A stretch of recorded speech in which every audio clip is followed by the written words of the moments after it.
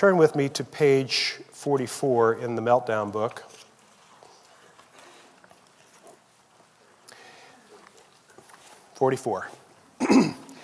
It's so important not to wear your economic meltdown on your shirt sleeve. So here's my advice to you. When somebody asks you how you're doing, you tell them, great. Now, if that's not your personality to say, oh, great, you can say, great.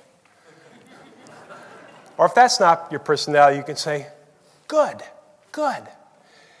Now, when I was putting this in the book, my wife had the comment, that doesn't sound very honest. But it is. And then I put the scriptures, because I hadn't put the scriptures in the book at that point to support it. But I'm going to give you the scriptures right now. The Bible here on page 44, about a third of the way down, there are 3 verses.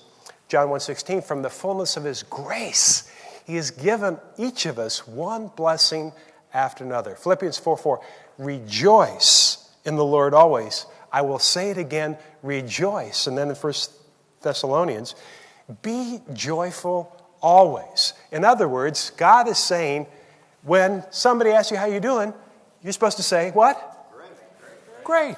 I'm doing great, because you are doing great. You don't feel great, but you are under God's blessing. Therefore, let us be thankful and so worship God acceptably with reverence and offer. Our God is a consuming fire.